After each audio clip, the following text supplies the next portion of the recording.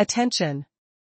Just 5 minutes ago, a startling event transpired within the hallowed halls of the United Nations. Vasily Nebenzia, the Russian diplomat, decisively challenged former President Donald Trump. The force of his words silenced the chamber, leaving Trump visibly shaken. What exactly did this diplomat say to elicit such a reaction, prompting even Trump to acknowledge an uncomfortable truth? Stay tuned, as this story unfolds, and you'll be utterly amazed. As Nebenzia entered the assembly hall, his expression was anything but serene. His face bore the marks of exhaustion from decades spent in a world where words can echo louder than cannon fire. He moved slowly, akin to a chess master contemplating a game that could pivot not only his fate but the power dynamics of an entire globe. His gray eyes held warmth, revealing patience and an unwavering belief that mere emotional outbursts can't replace the weight of factual truth. Dressed in a classic, subtly darker suit, Nebenzia embodied precision and restraint. His tie, a deep burgundy devoid of patterns, symbolized the blood and collective memory of a country that had endured wars not played out on screens, but on every street and in every family. The UN hall buzzed, alive with the energy of exchanged ideas and mutual grievances, a cacophony reminiscent of a buzzing beehive where every drone vies for significance. In stark contrast to the din, Nebenzia's voice remained steady. He spoke like a gentle river, flowing deliberately and inevitably towards the sea, unimpeded by turbulence. However, the atmosphere shifted dramatically the moment Donald Trump, the former President of the United States, made his entrance, a man skilled in turning any podium into a stage and any speech into a spectacle. His arrival drew attention immediately. Security personnel were on high alert, camera flashes dazzled, and delegates exchanged tense smiles.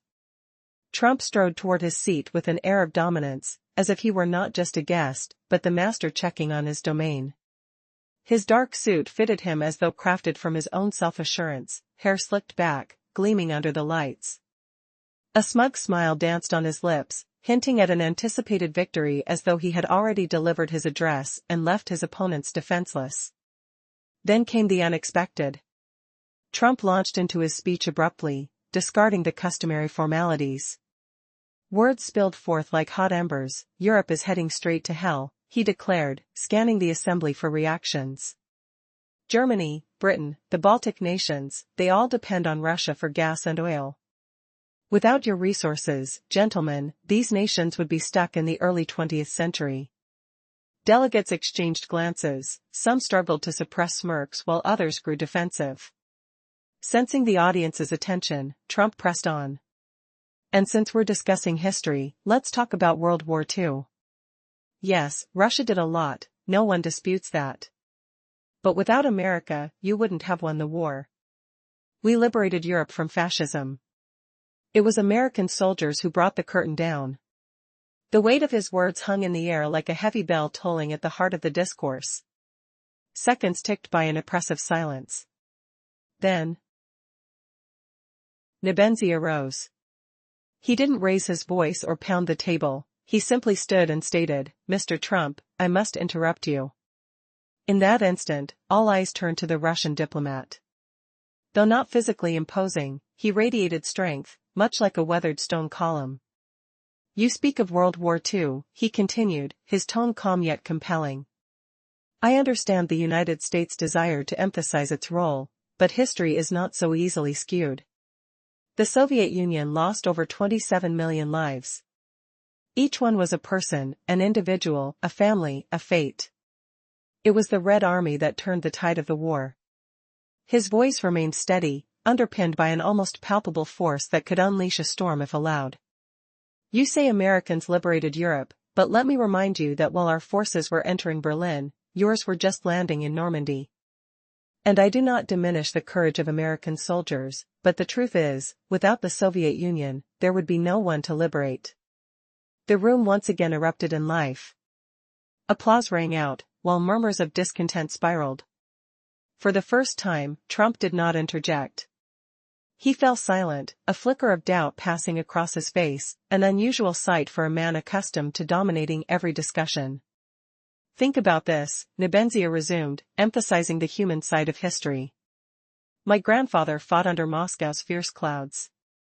He joined the front lines as an 18-year-old and returned 4 years later, while his comrades lay forever in the snow. They weren't pawns in some grand geopolitical game, they were fighting for their homes. If they hadn't stood their ground, fascism would have knocked on their doors tomorrow. His words landed like heavy stones in the chamber, carving out silence that resonated with respect.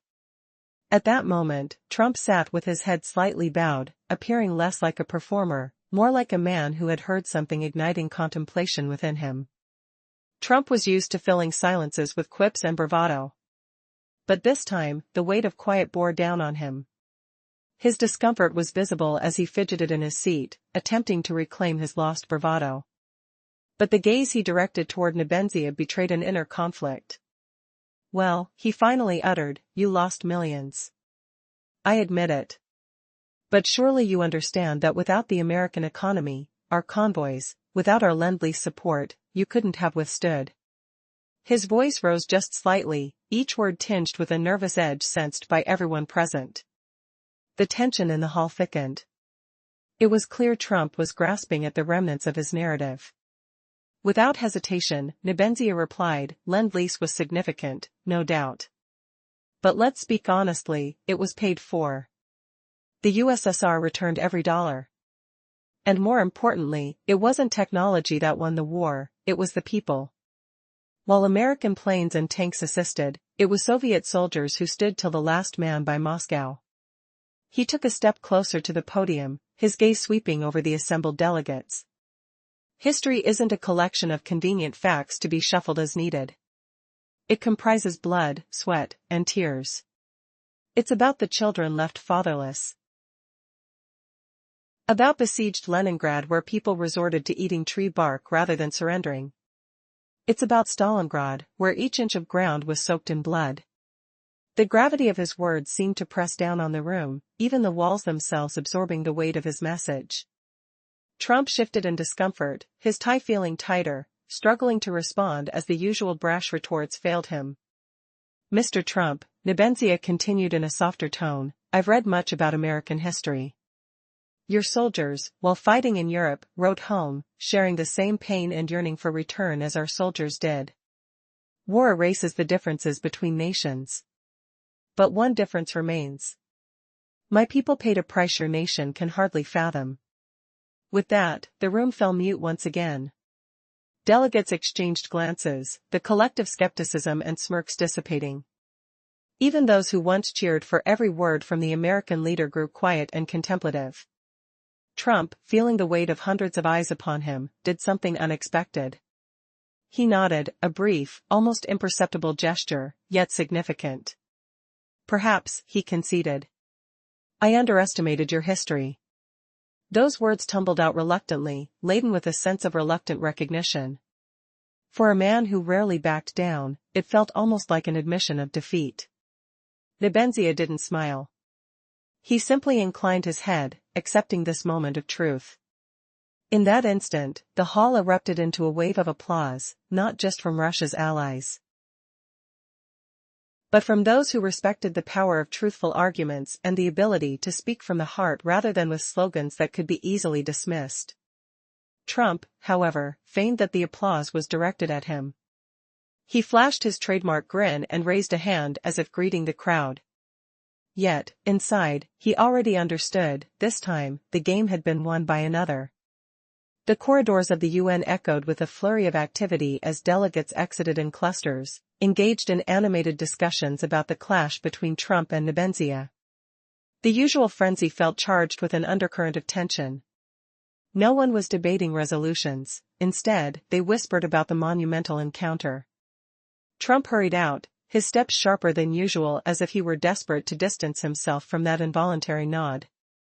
Cameras trailed behind him, flashes igniting the atmosphere, but his eyes flickered with something he didn't want the public to detect, frustration mixed with intrigue. Abruptly, he halted, signaling to his security team. They exchanged looks and swiftly formed a solid wall, blocking anyone from getting too close. The energy in the room shifted palpably when Donald Trump, former President of the United States, entered the chamber. The air buzzed with flashing cameras and tense smiles from delegates. His heavy, confident steps echoed like a man who was no mere visitor but a ruler checking the state of his domain. Clad in a dark suit that fit as though tailored by his own unshakable pride, his hair slicked back under the harsh lighting, Trump's smirk was charged with the smugness of a warrior who believed victory was already his. No lengthy introductions, he plunged straight into the fray, words spilling out like searing embers. Europe is hurtling toward disaster, he declared, eyes scanning the room as if daring anyone to challenge him. Germany, Britain, the Baltic states, they're all dependent on Russian gas and oil. Without these resources, gentlemen, these nations would be stuck in the early 20th century. Whispers rippled through the crowd. Some had grins, others stiffened, but Trump, feeding off their reaction, pressed on. And since we're speaking of history, World War II. Sure, Russia did a lot. Nobody disputes that. But without America, you wouldn't have won that war. It was us who liberated Europe from fascism. American soldiers drew the final line. Those words hung in the room like a heavy bell tolling in the heart of the debate. For a breathless moment, silence drowned out every murmur. Then a calm but commanding voice rose, cutting through the stillness. "Mr. Trump," said Vasily Nebenzia, standing without raising his voice or striking the table. All eyes turned to the Russian diplomat, his frame not imposing, but a bastion of resilience, like an unyielding stone pillar weathering countless storms. "You speak of World War II," he continued steadily. "I understand the United States' desire to emphasize its role. But history cannot be warped. The Soviet Union lost more than 27 million souls. Each was not a statistic or an abstract number, but a person, a family, a destiny." The gravity in his tone was unmistakable. Beneath the calm cadence lay a force held tightly in check, powerful enough to become a raging storm if unleashed. The room seemed to shrink, the weight of his words pressing in like dense fog. What would Trump say next? Would he retreat behind deflections or confront this unwavering truth? In the previous part, the dialogue between Vasily Nebenzia and Donald Trump intensified as Nebenzia confronted Trump about the Second World War, emphasizing the tremendous sacrifices made by the Soviet Union, which lost over 27 million lives. He highlighted that these deaths were not mere numbers, but individual stories of loss and fate. Trump, who often dominated discussions with bravado, found himself in a rare moment of reflection. As Nebenzia continued, he reminded Trump that it was the Red Army that changed the tide of the war near Stalingrad and Kursk. He declared, "Our soldiers raised the flag over the Reichstag." His voice was steady, yet beneath that calm was a brewing storm of conviction. He challenged the notion that only American efforts liberated Europe, pointing out that while Soviet forces were capturing Berlin, American troops were just landing in Normandy. The room buzzed with tension as some delegates murmured in agreement and others scoffed. Trump, for the first time, fell silent. A flicker of doubt crossed his face, a rare sight for someone so used to winning verbal battles. Nebenzia took a measured pause before sharing a personal story. "My grandfather fought under Moscow. He left as a boy of 18 and returned only after 4 grueling years. Many of his comrades remained behind, lost to the cold and mud of war." He continued, painting a vivid image of those soldiers, unaware of geopolitical maneuvers but resolute against oppression. They understood that failure meant tyranny at their doorstep. These stories resonated more deeply than statistics ever could. An impressive silence descended, heavy with respect and thought, unlike any empty quiet previously experienced. Trump sat, slightly bowed, momentarily transformed from a showman into a man considering profound truths. He despised silence, to him, it was weakness.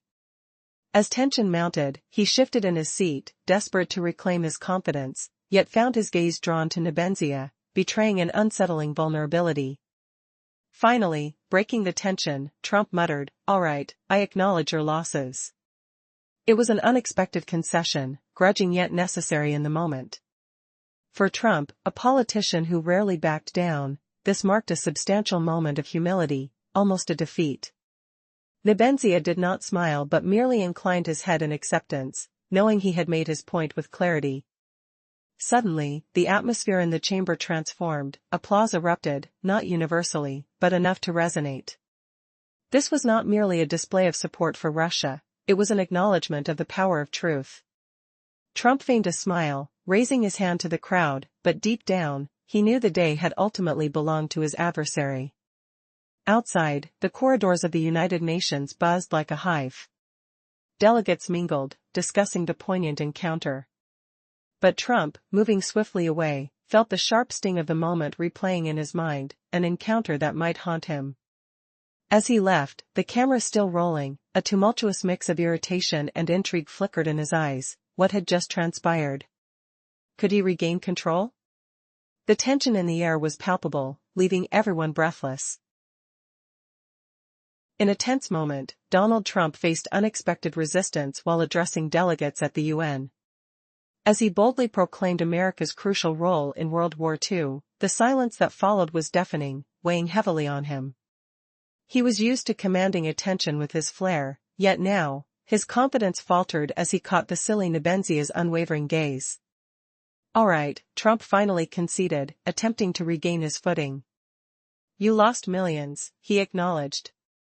"But remember, without the American economy, our convoys, our Lend-Lease support, you wouldn't have endured." His voice rose slightly, a hint of desperation creeping in, as if he clung to a last straw to prevent his opponent from seizing the moment entirely. Nebenzia, unshaken, replied instantly, "Lend-Lease was crucial, no doubt. But let's be honest, it was paid for. The USSR reimbursed every dollar." He stepped closer to the podium, his tone resolute. "The win wasn't about machinery, it was about people. Soviet soldiers held the line in Moscow. They shattered the backbone of the Wehrmacht." His words struck hard, resonating through the chamber. History isn't just a collection of convenient facts to rearrange. It's blood, sweat, and tears. It's children left fatherless. It's Leningrad, where people survived by eating tree bark. It's Stalingrad, where every inch of ground was won with human lives. America doesn't know what it's like to lose every third home. The Soviet Union does. The gravity of his speech permeated the room, and even the walls seemed to absorb the weight of his words. Tension hung in the air as Trump fidgeted with his tie, yearning to respond, but the words eluded him. His face, usually a mask of confidence, hardened as an internal struggle played out beneath the surface. "Mr. Trump," Nebenzia continued, lowering his voice to a near whisper, "I've read extensively about your country's history. Your soldiers wrote letters home during the war. They expressed the same pain and longing for return as ours did. War erases the differences between nations, yet one remains." What was that final revelation that would leave the audience in shock? What difference had Nebenzia alluded to that could shift the entire perception of their conflict? Just moments before, the tension-filled chamber of the United Nations had echoed with a powerful clash between two giants. The world watched in stunned silence as Vasily Nebenzia stood firm against former American President Donald Trump, challenging him not with bluster, but with undeniable truth rooted deep in history. Now, as the room caught its breath, an unspoken truth hung in the air, one that left even the most vocal skeptics reflecting in silence. Nebenzia's voice dropped, almost a whisper meant for those who knew the weight of history well. "I have studied the history of your country deeply," he said, eyes steady. "Your soldiers fought bravely in Europe. They wrote letters home filled with the same pain, the same longing to come back alive, as our soldiers did. War strips away differences between nations, but there is one difference that remains." A cold, undeniable fact followed like a final chord ending a storm's roar. "My people paid a price your country cannot even begin to imagine." The hall fell deathly quiet. Delegates exchanged glances, gone was the usual mixture of skepticism and smirks. Even those who had fully backed the American leader now looked subdued, thoughtful, the weight of the claim sinking in like thick fog. Trump, feeling hundreds of eyes piercing him, did something unexpected. He nodded. The gesture was brief, nearly hidden, but it was there. "Maybe," he admitted, voice reluctant yet compelled by necessity, "I did underestimate your history. For a man who thrived on never backing down, this small concession was almost like a defeat, yet Nebenzia's face gave away nothing. No smile, only a subtle inclination of his head, as if quietly acknowledging a truth long overdue. Winning applause was never his goal. This was about setting a final point, one carved in stone. In that instant, the room burst into applause, not universal, but loud enough to shatter the stillness. Not just Russia's allies clapped, even those who respected the raw power of reason, those who valued truth over slogans, joined in. Trump responded with his signature grin, raising his hand to the crowd, as if claiming the praise himself. But inside, he knew this round belonged to another. The UN corridor outside resembled a buzzing hive, groups of delegates spilled out, voices intermingling in numerous languages, their words a swarm of heated debate. Heavy footsteps echoed on marble floors. Yet, despite the routine bustle, a palpable tension lingered in the air. No one was discussing resolutions or reports now, only the confrontation between Trump and Nebenzia. The former president strode out briskly, his steps sharper than usual, as if trying to flee from the very nod that had escaped him, a sign of crack in his armor. Cameras flashed relentlessly, but in the depths of his eyes flickered something the public was never meant to see, a flicker of irritation tangled with reluctant curiosity. Suddenly, he stopped abruptly, signaling his security. Guards quickly formed a solid barrier, allowing no one too close. Trump glanced over his shoulder.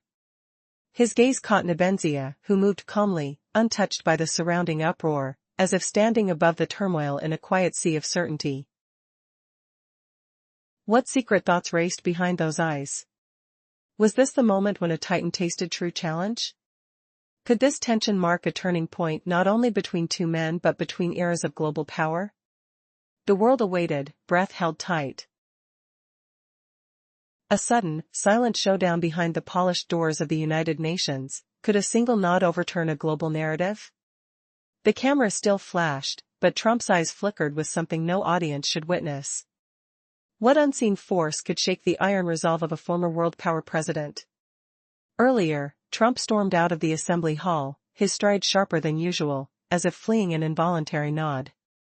The flashing lights still chased his silhouette, while irritation tangled with curiosity deep within him.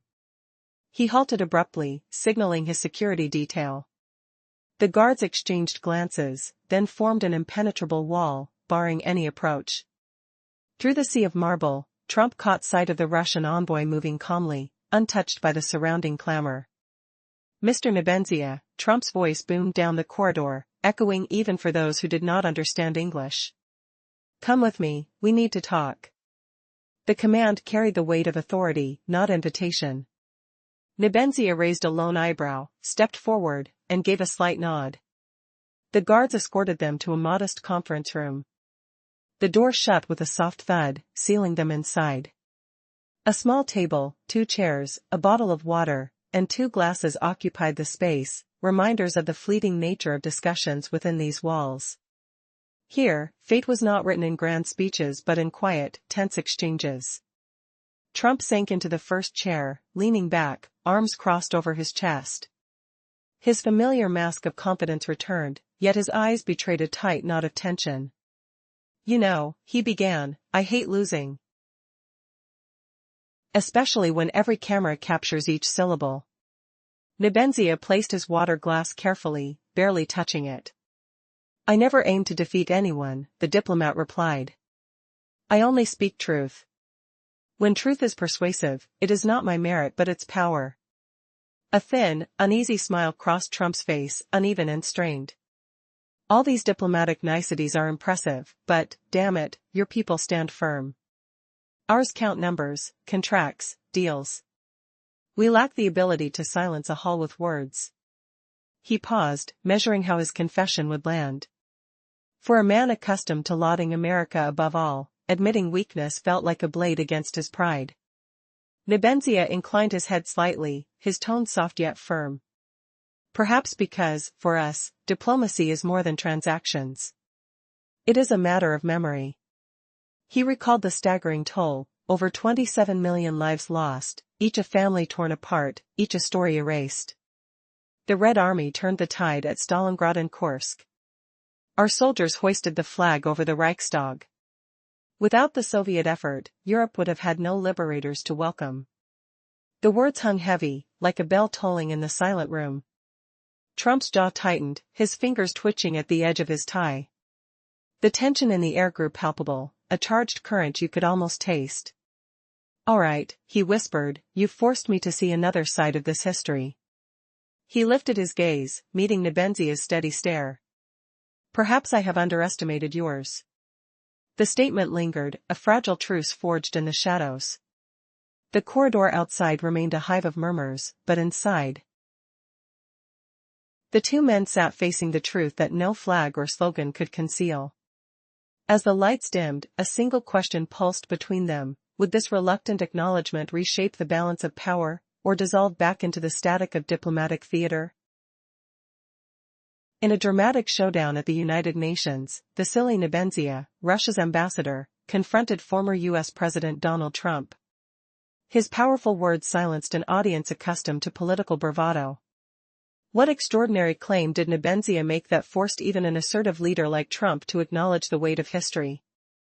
As the scene unfolded, Nebenzia entered the assembly hall with the precision of a chess master, embodying the weariness of decades spent navigating a world where words carry the heft of artillery. His attire reflected his meticulous nature, dressed in a classic suit darker than graphite, with a deep maroon tie symbolizing blood and memory from conflicts past. The atmosphere buzzed, resembling a marketplace overflowing with ideas, yet Nebenzia remained calm, his measured tone swirling through the tension like a serene river flowing toward the sea. On this day, Trump made a grand entrance, every eye in the hall following his confident stride, reminiscent of a man seizing control of his territory. He launched into his speech abruptly, declaring Europe was heading to hell, claiming nations relied on Russian resources to maintain their modern existence. As he painted a picture of America's role in the world, a tension began to brew. Suddenly, amid the rhetorical onslaught, Nebenzia stood up. "Mr. Trump, may I interrupt you?" All eyes turned, the room hushed. His stature may have been unassuming, yet there was a resilience in him, as steadfast as an ancient stone column withstanding storms. He spoke of World War II, the Soviet Union's monumental sacrifices, over 27 million lives lost. Far beyond mere statistics, each life a narrative of love, hope, and struggle. "You say America liberated Europe," Nebenzia continued, his voice smooth yet potent. "But at the time your forces were landing in Normandy, ours were breaching Berlin." His words hung like a bell's toll, forcing the room to reverberate with an unsettling silence.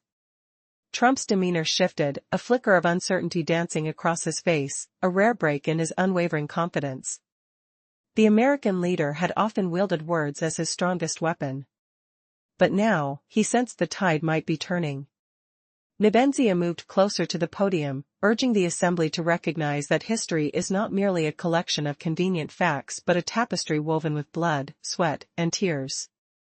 As Nebenzia recounted his grandfather's brave frontline service at the Battle of Moscow, he painted a vivid tableau of loss and resilience. The stark realities of war blurred the differences between their narratives, yet the need to survive set them apart. Would Trump finally understand this shared humanity? In that moment, Trump's gaze faltered. What could a powerful orator say when faced with a story so raw that it stripped away bravado? What lay behind the realization that the giant facade he built up may be crumbling? "Sometimes I wonder if I should have come here," he murmured, acknowledging an unexpected lesson in this dialogue, one he couldn't just dismiss. With a surge of interest emerging amid his annoyance, he spoke of familial stories, of those lost in combat. Yet, Nebenzia's nod assuredly reinforced their distinct realities. One side sought victory while the other fought for survival. In an uncharacteristic moment of vulnerability, Trump admitted, "I've never thought about the war like that before." The room buzzed as both leaders momentarily stepped down from their podiums of pride, caught in a budding understanding. This delicate dance of acknowledgement brought forth applause, not a victory chant for Trump but a tribute to the strength of Nebenzia's argument.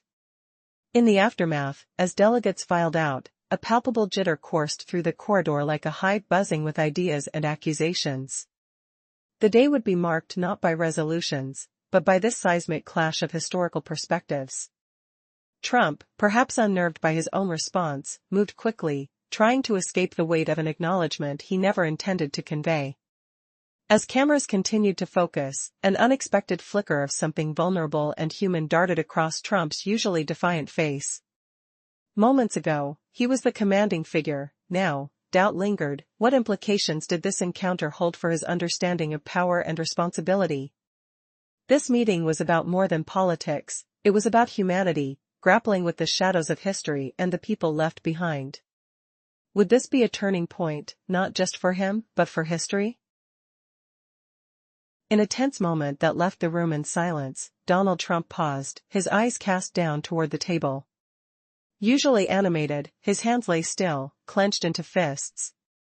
A childlike vulnerability seeped through him, as if grasping at feelings he couldn't fully articulate.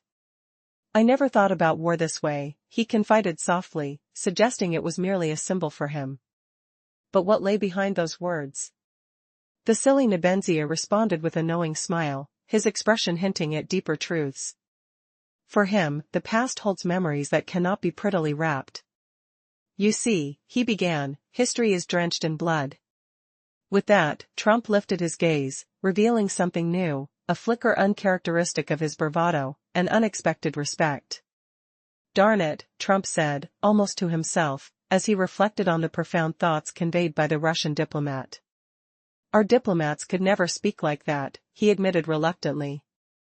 "They could forge deals, manipulate markets, and sell oil, but they lacked the power to silence a room." Nebenzia leaned back in his chair, hands resting softly on his knees. "Diplomacy is not just about persuasion," he elaborated, "it's about remembrance." He looked deep into Trump's eyes. "When I talk about World War II, I'm not reading from a textbook. I see the faces of living veterans in my mind. Their wrinkles, their stories. And now their grandchildren sit in this hall, making decisions." As those words lingered, Trump ran his fingers through his hair, as if trying to shake off the weight of those memories that clung to him. "Is that the difference?" he wondered aloud. "Are we too focused on profits and progress while you dwell on yesterday?" Nebenzia interrupted, his voice steady yet firm. "We think about the future too, but through our past, because those who forget history have no future." His statement resonated in the air, a note that established a different tone for the discussion. Trump chose not to counter this time. Instead, he leaned back, momentarily closing his eyes. Then unexpectedly, he laughed, a brief, nervous chuckle, yet genuine. "You've got a way of closing a conversation where even I can't find words," he said, acknowledging Nebenzia's skill. In that moment, something shifted. Nebenzia remained quiet, not seeking accolades. He sat in poised composure as if playing a strategic game. And in that silence, Trump felt an unusual awareness washing over him, a realization that was harder to dismiss than any quarrel he had endured before. It was confusion wrapped in respect, a feeling he hadn't felt in ages. Now what would happen as the conversations resumed? Would they realign, or clash deeper, igniting another round of rhetoric? The corridor outside buzzed with conversation, footsteps echoing, and phones ringing, a stark contrast to the charged ambience that lingered between these two leaders. In a world where his bravado typically held sway, how would Trump navigate the realities of the past that now thundered in his ears? Would he find a way to juggle the burden of history with his ambitions for the future? Tension hung thick in the air. Each question lingered, challenging them both. As they exited the room, would the echoes of their dialogue change their paths forever? What awaited them beyond the walls, where competing narratives collided and the echoes of history demanded to be acknowledged? In a world where words can hold more power than weapons, a transformative moment unfolded within the walls of the United Nations, shifting the very axis of discourse. Just minutes ago, a gripping confrontation took place when Vasily Nebenzia decisively challenged former President Donald Trump. The intensity of Nebenzia's words caught everyone off guard, rendering the room silent and leaving Trump visibly shaken. What did this Russian diplomat say to command such gravity, compelling even Trump to recognize a profound truth? Stay tuned to unravel this unforgettable exchange. As Nebenzia entered the assembly hall, his presence radiated a contemplative strength, akin to a chess master pondering a life-altering move. His slate-gray suit, subdued yet sophisticated, hinted at his meticulous nature. Each step echoed against the marble floor as if he were preparing for more than just a debate, for a battle of ideologies. The hall buzzed like a vibrant marketplace, voices clashing and intertwining, but amidst the cacophony, Nebenzia's calm demeanor stood out. He spoke not with raised tones, but with the steady flow of a river, inexorably moving toward its destination. On this particular day, however, the atmosphere crackled with an unusual tension. Trump had arrived, ready to wield his charisma like a sword, and the stakes were elevated. Trump, exuding the confidence of a man who had owned stages and spun narratives, launched into a vehement critique of Europe, declaring, "Europe is descending into chaos." His rhetoric fired like sparks, igniting reactions from the audience. He painted a picture dominated by a reliance on Russian resources. Delegates exchanged glances, some stifling smiles while others clenched their jaws in disbelief, but he pressed on. Suddenly, the calm of Nebenzia pierced through the tumult like a winter chill. "Mr. Trump, I must interrupt you." His voice was steady, but the weight of his presence commanded immediate attention. A hush descended, and all eyes turned toward him. "You speak of history as if it were merely a footnote to your narrative," he continued, "but the Soviet Union sacrificed over 27 million lives." Each word struck like a bell, reverberating in the stillness, forcing Trump to momentarily falter, his bravado set against the severity of Nebenzia's recounting. Beginning with a significant historical correction, Nebenzia detailed the sacrifices made during World War II, mesmerizing the audience. "It was the Red Army that turned the tide of the war at Stalingrad," he asserted. His voice, though cool and reasoned, radiated an undeniable intensity. This was no mere retort, it was a reminder of bloodshed and loss, bringing forth a clarity that few could dispute. The tension in the room morphed from a mere clash of personalities into an arena of truth. As his story unfolded, Nebenzia drew closer to the heart of the matter. Histories are not merely collections of facts but encompass humanity's deepest scars. His words painted vivid images, of soldiers standing steadfast amid despair, of an unwavering determination in the face of annihilation. For the first time, Trump's demeanor cracked. He shifted uncomfortably, the familiar confidence waning. Words faltered as he grappled with the undeniable emotional weight Nebenzia imparted. "What about your economic might, Mr. Trump?" came Nebenzia's retort. "Your resources are vital, yes, but remember, numbers are built on human sacrifice." The rhetoric escalated, echoing off the chamber walls. "History is not just statistics, it's the lives lost and the families shattered." "The Soviet Union knows loss," he stated simply, yet profoundly. As he stepped forward, he captured not just Trump's attention but that of the entire assembly, challenging them to acknowledge truths often obscured by national pride. In this moment of confrontation, a shift occurred. The audience, initially polarized, began to unite in respect for a narrative that transcended simplistic arguments. Nebenzia's unwavering resolve resonated deeply, leaving Trump momentarily blindsided, absorbing the reality of his opponent's perspective. As the assembly convened outside the chamber, whispers filled the air like a swarm of bees, each delegate processing the tidal wave of dialogue that had just transpired. Trump left rapidly, yet the force of Nebenzia's words lingered in the air, unshakable and palpable. Desperation mixed with intrigue in Trump's eyes, revealing a subtle acknowledgement of the deep-rooted truths no amount of bravado could erase. In the solitude of his retreat, Trump found himself revisiting a long-lost memory. His father's tales of a soldier named Charlie, who, like Nebenzia's grandfather, had fought against tyranny, flickered in his mind. Charlie's letters echoed the same haunting fears and hopes shared by soldiers worldwide. "If the Russians fail, there will be nowhere for us to return," Charlie had written. That moment, only a childhood recollection before, now bore the weight of a haunting truth, replaying incessantly as Trump walked away from the assembly, visibly changed. Could it be that beneath the bravado was a sense of realization? Would this encounter redefine more than just a debate, but perhaps, a legacy?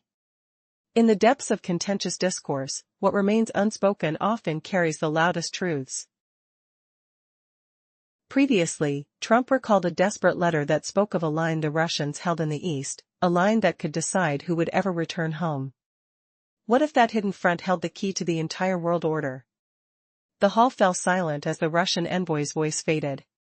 The audience sensed a shift, a breath held in the cold marble.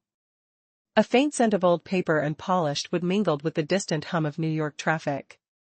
Trump's mind replayed the words, crisp as a yellowed note, "If the Russians break, there will be nowhere left for us to go." He felt a strange weight settle in his chest, none of the usual anger or bruised pride.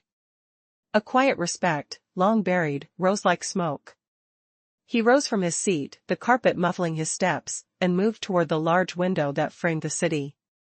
Outside, the skyline glittered. Neon signs flickered, taxis sputtered amber lights, ambulances wailed an urgent siren. The streets pulsed with a restless rhythm, each horn a staccato beat against the night. Yet beneath the bright facade, a shadow lingered, a memory of countless lives paid for that very glow. Trump stared down at pedestrians rushing past, oblivious to the cost of their safety. He imagined the faces of soldiers who never returned, the fathers who whispered names into the wind. A particular name resurfaced, Charlie, the boy whose letters had arrived from a war-torn village in France. His father had told the story, how Charlie vanished in a tiny hamlet, his fate unknown to most. A folded flag had been mailed to his family, a neat triangle of stitched fabric, a silent tribute hanging over a cold hearth. The house fell into an unending hush. American families bore similar scars, yet the Soviet loss swelled to millions. 27 million souls, 27 million empty chairs, 27 million quiet rooms.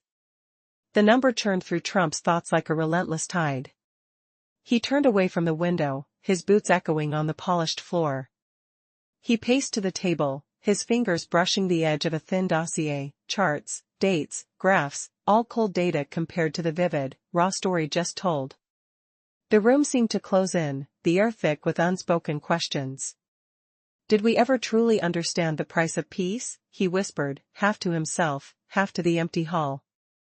A sudden draft slipped through the open door, scattering loose papers like startled birds. In that fleeting chaos, a single sheet landed at his feet, bearing a single handwritten line, "The truth does not wait for applause." Trump knelt, eyes narrowing, the candlelight catching the ink. Was this the moment he would finally let the past speak louder than any headline? The answer lingered, suspended, as the lights dimmed and the hall held its breath. Imagine a figure so stark it stopped the most flamboyant speaker in modern history. 27 million, the exact count of vanished lives, of homes turned to cold silence, of flags drooping under a veil of grief. Could a single statistic carry enough weight to crack the bravado of a titan, making his confidence shatter like dry ice touched by sudden flame? What does it mean when numbers become ghosts that haunt the hall, demanding acknowledgement? In the previous scene, the diplomat invoked the haunting figure of 27 million, painting empty streets, quiet homes, and trembling flags. Trump rose from the window, paced the marble floor, his footsteps echoing, and stopped at the long table, eyes locked on the empty space where truth lingered. Would his next move shatter the fragile calm or deepen the silence? Did you ever wonder why leaders clutch charts and graphs while the real story lives in a veteran's whisper, a memory that no spreadsheet can capture? Just moments earlier, we saw Trump stride halted by the weight of 27 million, his confidence wavering as the diplomat's words settled like ash in the room. A thin folder rested on a shelf, filled with briefings, dates, graphs, cold data prepared by analysts. He skimmed the pages, muttering, "Damn," as numbers floated past his mind. War reduced to statistics felt cruel, while for the soldiers it meant lives, blood, families. He sank into a chair, thoughts swirling, parade footage, smiling veterans, school lessons loudly proclaiming America saved Europe. He remembered a retired soldier in Washington, saying, "We did our part. But the Russians did more.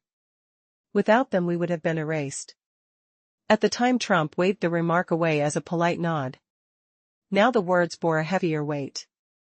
For the first time, the familiar mantra "America One" rang hollow, empty, reverberating against the wall. The diplomat's sentence felt like a stone, solid and unyielding.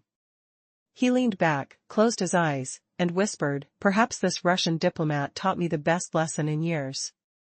No anger rose, only fatigue and quiet acknowledgement.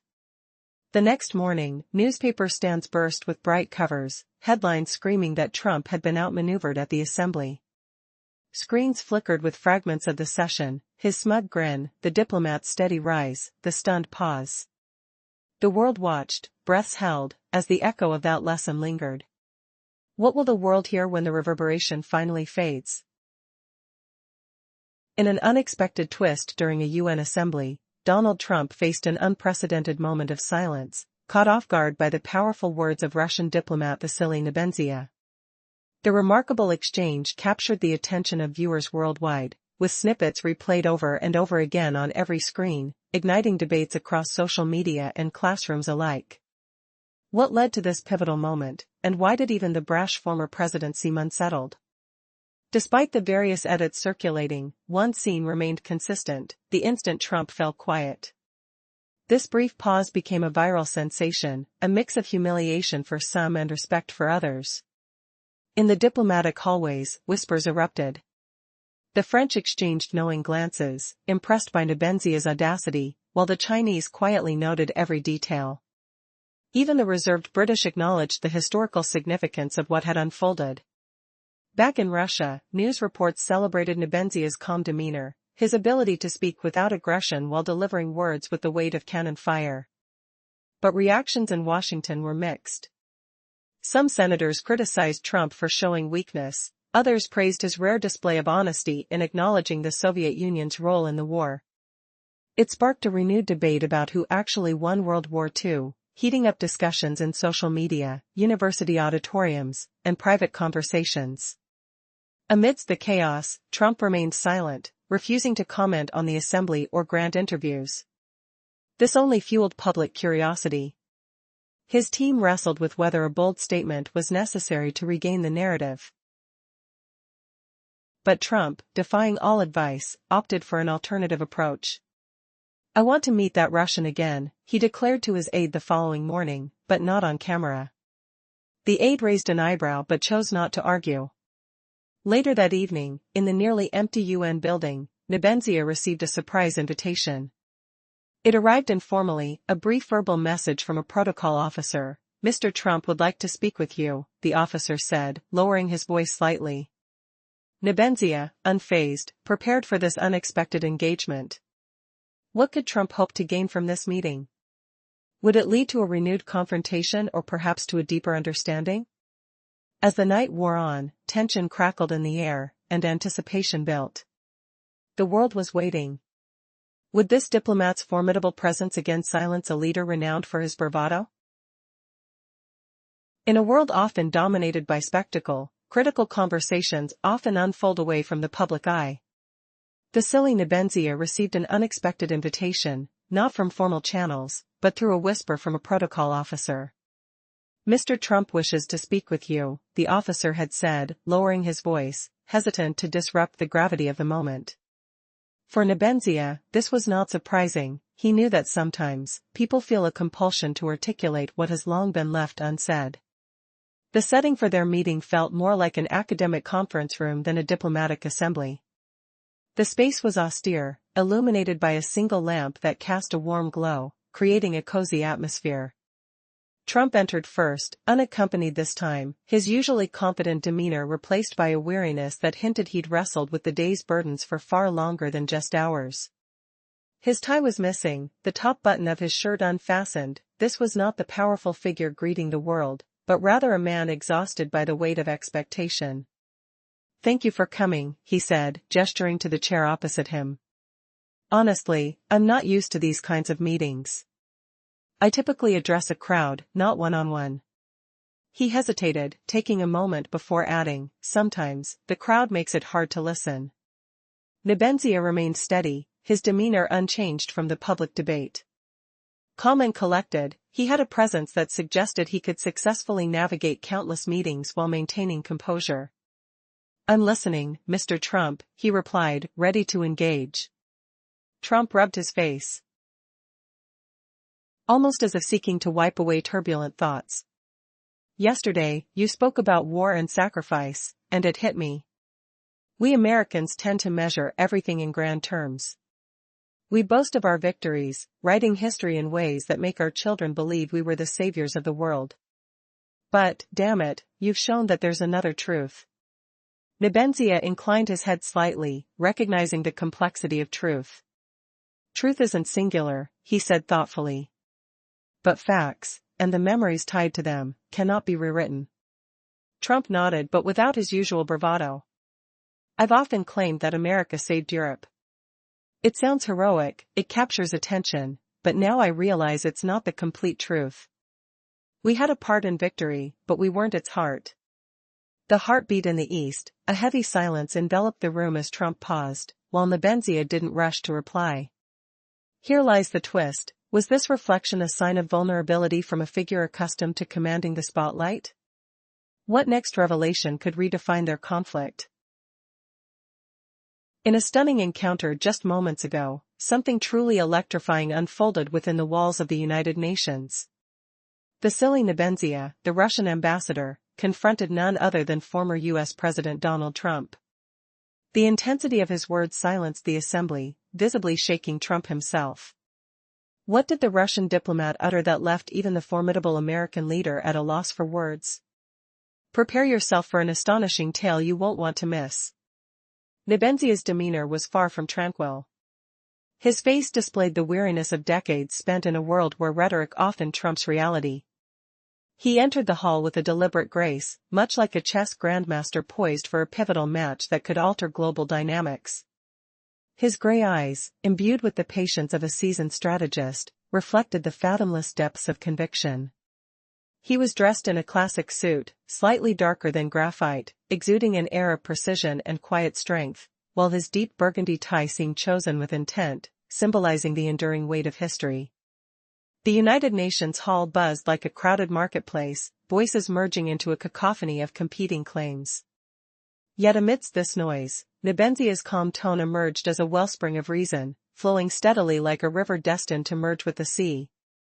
Then, the atmosphere shifted dramatically as Trump made his grand entrance.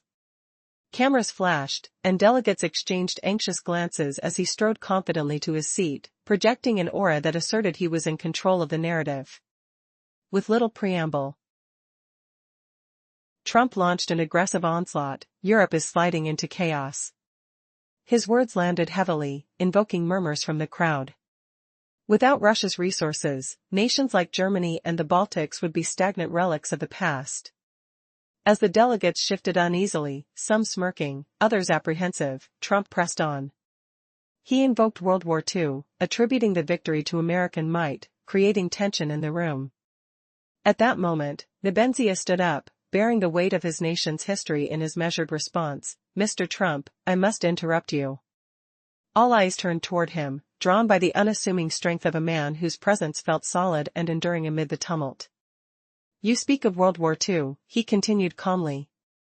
Yes, the U.S. played a role, but let's not distort history. The Soviet Union lost over 27 million lives. Each figure represents a family, a fate. It was the Red Army that turned the tide of war, raising our flag over the Reichstag. His voice, steady yet imbued with intensity, evoked a hurricane of history that could sweep away any facade. As the tension mounted, Nebenzia switched the focus back to the unresolved echoes of their shared past. While your troops landed in Normandy, it was our forces already advancing on Berlin, he stated, his voice ringing through the hall. The stark silence that followed was deafening, his words hanging like a solemn bell toll in the core of a profound debate. The ambience had transformed, a hallowed space filled with respect, now resonating with the voices of nations long past, drenched in sacrifice and loss. Trump, his defiance momentarily faltering, leaned back as doubt flickered across his usually confident facade. Nebenzia pressed on, adding a personal touch, my grandfather fought under Moscow's skies. His voice softened, laden with emotion as he recalled the struggle against tyranny. He returned after 4 years, his friends forever lost in that fight. The weight of such words pressed heavily, piercing through the hearts of listeners like arrows of truth. As hushed astonishment spread through the delegates, Nebenzia continued to detail the sheer human cost of war. History is not just numbers and statistics, I speak of lives, families torn apart. In Leningrad, people fed on tree bark, refusing to surrender. Each word he spoke shone like a beacon of unvarnished honesty. Amidst the tension, Trump clenched his jaw, attempting to regain his momentum. You lost many, I acknowledge that. But let's remember, without American aid, via Lend-Lease, it would have been worse. His voice rang higher, filled with a nervous timbre that signaled his desperation to assert dominance.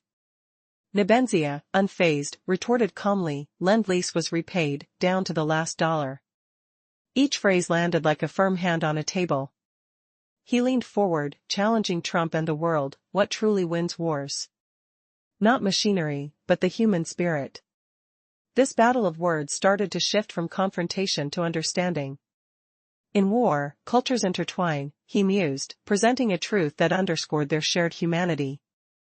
My people paid a toll beyond imagination, a cost your nation cannot fathom. A hush fell upon the room, one of reflection rather than emptiness. The delegates, who once leaned toward indignation, now mulled over Nebenzia's poignant revelations. Trump felt the gravity of their exchanged glances, realizing that beneath the bravado was a deeper lesson learned, a history entwined in flesh and blood. In that charged atmosphere, Trump leaned forward. I've never been one to concede easily, he began hesitantly, but perhaps I underestimated your history. The awkward admission littered the air like fallen leaves, a stark acknowledgement of defeat that resonated palpably in the room. With no fanfare, Nebenzia inclined his head slightly, not seeking applause but conviction. The audience, awakening from the battle that had transpired, erupted into muted applause. Those who recognized the strength of factual discourse, respect, and truth chimed in, making it clear that this clash was about more than simply opinions, it was about integrity. As the delegates exited the assembly hall, buzzing with fervor, the conversation focused on Trump and Nebenzia's unexpected exchange.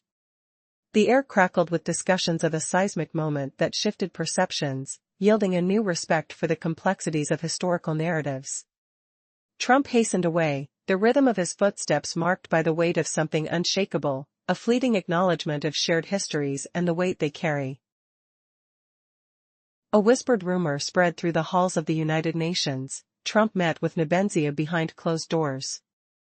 Sources differed, some protocol staff, others witnesses who saw the Russian diplomat disappearing down empty corridors late at night.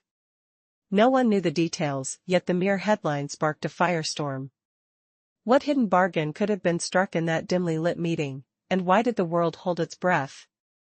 The question lingered, hanging over the assembly like a storm cloud, waiting for the first flash of truth. In the televised studios that night, hosts hurled speculation like daggers. Was Trump trying to smooth over his own public outburst, or was he sharpening pressure on Moscow? Social feeds erupted with memes, some mocking him with a history textbook labeled "Teacher Not Nebenzia," others depicting a pen-stamped "I surrender the exam." Meanwhile, diplomats whispered in the UN's back rooms, trying to read the hidden agenda. A French envoy leaned toward an Italian colleague, voice low, "If Trump is ready to listen to Russians, something is shifting." The Chinese delegation smiled enigmatically, accustomed to extracting advantage from any pause in great power dialogue. Even the British, normally aligned with Washington, muttered, "Perhaps it's time to acknowledge the Soviet contribution without qualifiers." In Moscow, the secret conversation became headline news. Reporters opened their segments with the line, "After a blistering speech on the UN floor, the US president personally requested a meeting with the Russian envoy." Commentators praised Nebenzia's calm strength, noting it eclipsed the bombastic claims that had filled the chamber. Nebenzia, as always, remained silent, offering no comment, caring more about the understanding he reached than any newspaper headline. Back in Washington, Trump's inner circle scrambled for a strategy. Advisors clashed, some urged a public denial, others a showcase of openness and respect for history. Then Trump surprised everyone. "We won't deny it," he declared, "let people think what they will." The statement landed like a calculated chess move, leaving both allies and rivals unsettled. As the night deepened, the corridors of the United Nations buzzed with a tense energy. Delegates filed out in clusters, their footsteps echoing on marble floors, their voices a low hum of speculation. No longer were they debating resolutions, they were dissecting the clash between Trump and Nebenzia. The American leader exited the hall swiftly, his stride sharper than usual, as if trying to outrun the involuntary nod he had given. Security cameras still flashed, but a flicker of annoyance mixed with curiosity crossed his eyes, an emotion the audience was not meant to see. He halted, signaled his guards, and they formed a tight wall, forbidding anyone closer. What will the next move be? An overt challenge, a quiet concession, or something no one anticipated? The tension held the room in a breathless pause, the outcome still uncertain. Just moments earlier, at the heart of the United Nations, a charged confrontation reshaped the very fabric of history as we know it. The air was thick with tension as Vasily Nebenzia calmly dismantled former U.S. President Donald Trump's fiery claims, forcing even the most defiant to reconsider their truths. Was this a rare moment of honesty breaking through the usual political theatrics? What did those sharp eyes reveal beneath the surface of diplomacy and bravado? That evening, American television exploded with live debate. Experts, veterans, and eager students gathered in a studio, the screen behind them repeatedly flashing clips from the heated assembly, the moment Trump boasted of America's pivotal role, and the instant Nebenzia interrupted to tell a different story. "Look closely at his eyes," said one analyst, playing the scene in slow motion. "Right here, you see Trump's realization, arguing this is pointless. That's rare for him." An elderly World War II veteran, gray-haired and adorned with a metal pin to his lapel, spoke softly but with undeniable authority. "I fought in France," he said, "and we lived for news from the Eastern Front. That's where the war was truly decided. We honor our troops, but it was the Russians who bore the heaviest burden." The room grew silent, each word sinking in like a weight. For many young viewers, the war was a distant chapter in a textbook. Yet, here was a living bridge to the past, bringing history's raw truths back into vivid focus. Meanwhile, in Russia, on national television, veteran interviews aired non-stop. A survivor of the Battle of Kursk said plainly, "We never fought for thanks. We did what was necessary. But if even the American president now acknowledges our sacrifice, then maybe our lives were not in vain." The youth's reactions erupted online, fiery debates, memes, and jokes mixing with solemn posts. "Imagine," one wrote, "our grandfathers, just as young as us, standing firm against impossible odds. Now the world can no longer ignore their story." Teachers seized this moment across schools, especially in places like Ekaterinburg. One history teacher told students, "Truth sometimes breaks through even when silenced. Diplomacy holds words and memory alike." Across the Atlantic, parts of the press attacked Trump anew. How could he allow a Russian diplomat to embarrass him so publicly? Yet, others spun a different narrative. This might be the first time Trump showed genuine respect rather than aggression. A subtle shift, but one with echoes far beyond that chamber's walls. Could this be the beginning of a new era in understanding the past, or just another brief pause before old rivalries reignite? What really lies beneath the polished speeches and sharp exchanges? The answers might surprise you. In the aftermath of a riveting encounter at the United Nations, a conversation erupted discussing a haunting question: who truly emerged victorious in the war that shaped the modern world? The memory of World War II still echoes, laden with significance. As parts of the American press chastised Donald Trump for allowing a Russian diplomat to humiliate him, other outlets painted a contrasting picture. Was this the rare moment when he displayed respect rather than aggression? In a quiet room far away in Moscow, Vasily Nebenzia sipped tea. The day had reached its conclusion for him, burdened by the weight of the past. He had done what was necessary, reminding the world of an undeniable truth. Meanwhile, Trump sat alone in his office, flipping through aged letters from his father, fumbling through the memories that leaped off the fading pages. Each word felt louder than the headlines, weaving a narrative that clashed with his public persona.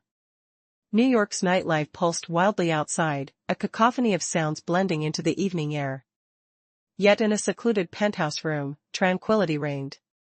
It was a private meeting devoid of protocols or cameras, a gathering of two men who usually embodied the states they represented, but who in this instant were merely human.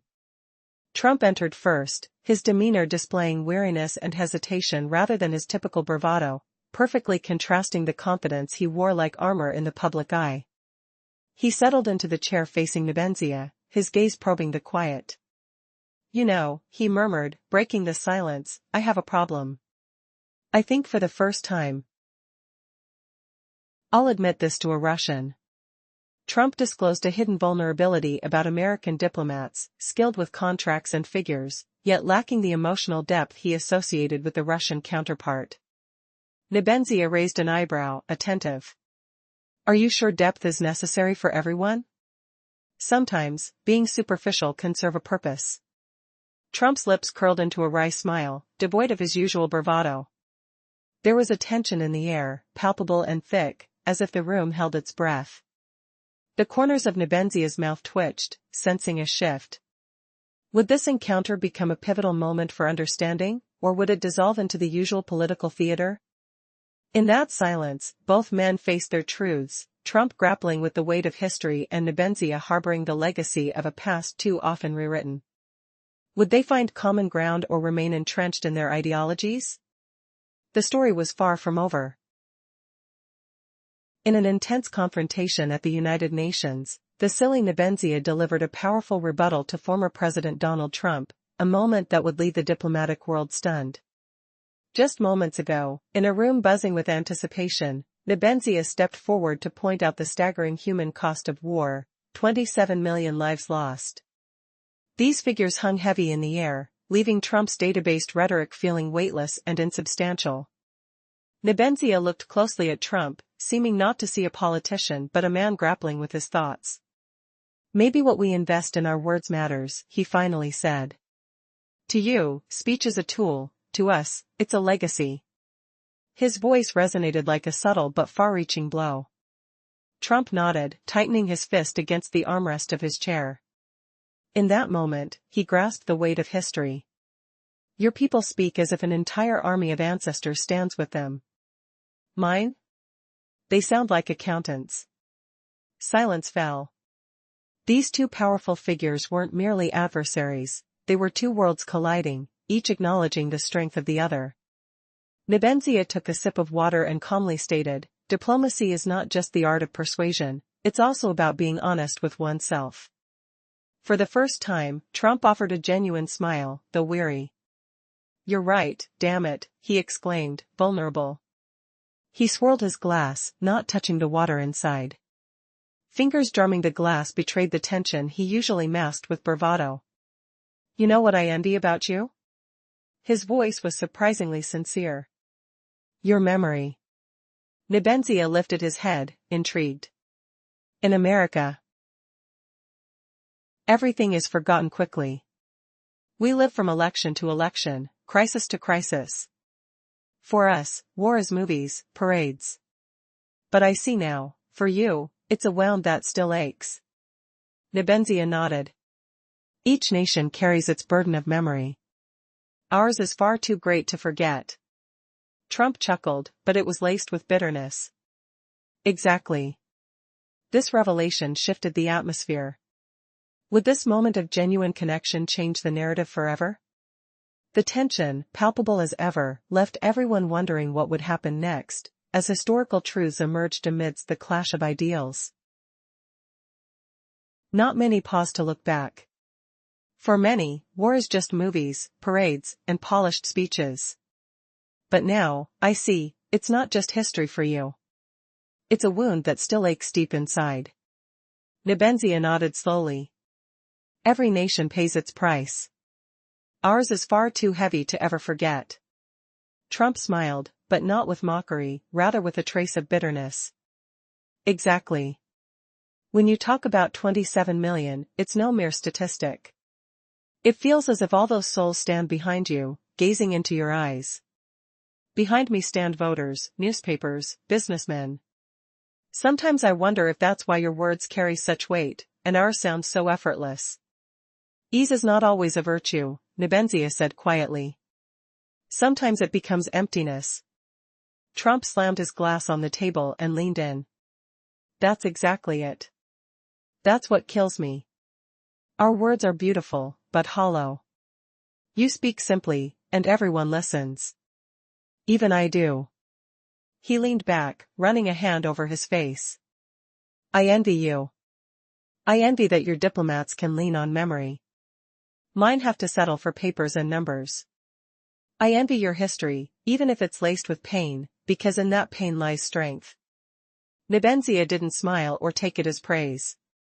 His eyes held steady, penetrating. Strength, he said, is not in pain, but in refusing to hide it. Silence settled. Trump's eyes darkened for a moment as if seeing something he wished to deny. Then, in a softer voice, he said, maybe that's why I wanted to talk. Because sometimes a man grows weary of emptiness. The room seemed to hush itself. Outside noise and voices faded into nothing. Just two men remained, divided by nations, ideologies, interests, but bound by one truth: without memory, politics becomes a mere show. In that silence, Trump felt something shift. His words might not be weapons today. They could be an admission. The next meeting unfolded in the very same hall where biting words had once filled the air. But now, the atmosphere had changed. The walls seemed to breathe in the tension of that previous encounter. Delegates whispered, journalists flitted near the entrance, the hum of anticipation thick. When Trump appeared, camera flashes blinded the room. He strode toward the podium with his usual confident air, head held high. But something was different this time. His step carried a new weight, a strange mix of resolve and unease. What had shifted inside the man known for dominating any stage? The question hung in the charged silence. In a moment that sent shockwaves through the United Nations, the atmosphere was electric as delegates whispered anxiously. Journalists buzzed at the entrance, capturing every fleeting expression. When Donald Trump stepped into the spotlight, the room was momentarily blinded by flashing cameras. He approached the podium with his usual commanding presence, but this time an unusual weight accompanied his stride. It wasn't just confidence, it hinted at a heavier decision simmering beneath the surface. He paused, surveying the assembled crowd, then began to speak in a surprisingly subdued tone, devoid of his usual theatrical flair. Ladies and gentlemen, at our last meeting, I made comments that I now realize were one-sided. America played a crucial role in World War II, yes, but that is not the whole truth. Silence enveloped the room, even the translators momentarily halted as they absorbed his words. I must acknowledge, Trump continued, finding his rhythm, that it was the Soviet Union that bore the brunt of the war. The people of the USSR paid a horrific price, and without their sacrifices, we wouldn't be here today. His declaration hit the audience like a thunderclap, causing gasps and spontaneous applause from some, while others remained stone-faced, stunned into silence by his admission. There was no one left indifferent.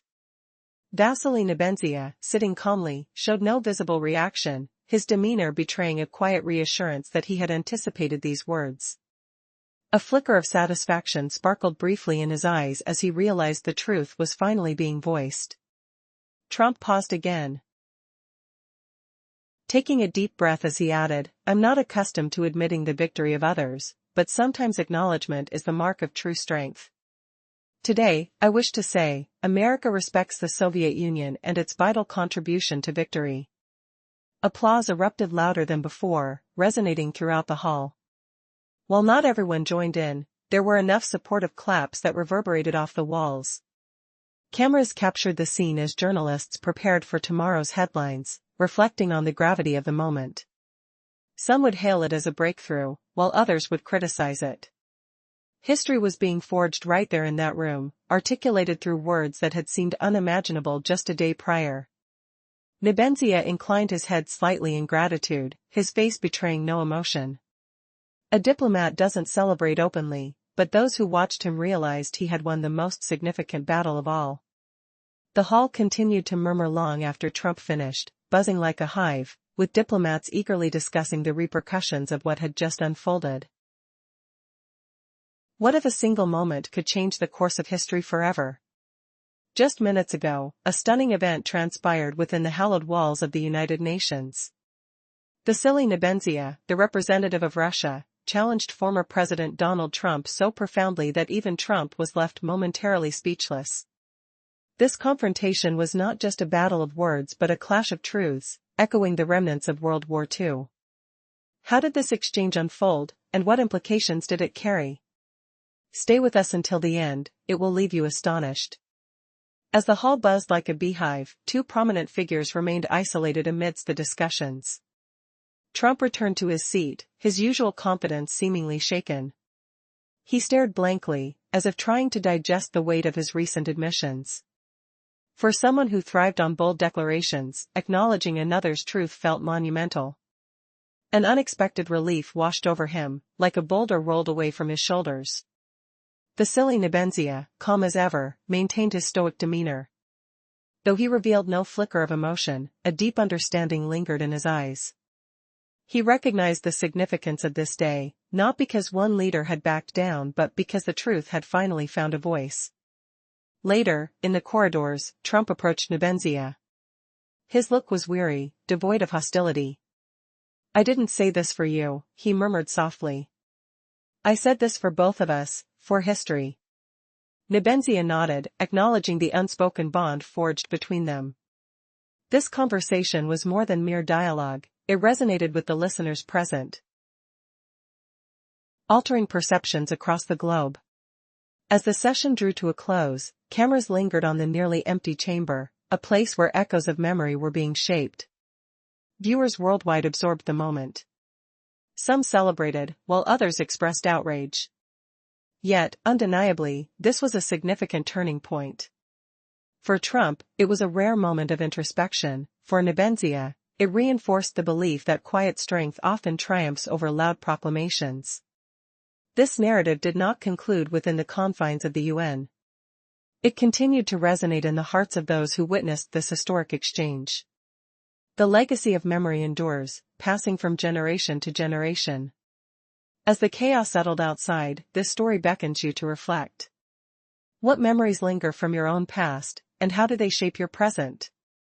Share your thoughts and personal anecdotes, as this is how we honor memory, by keeping it alive within our conversations.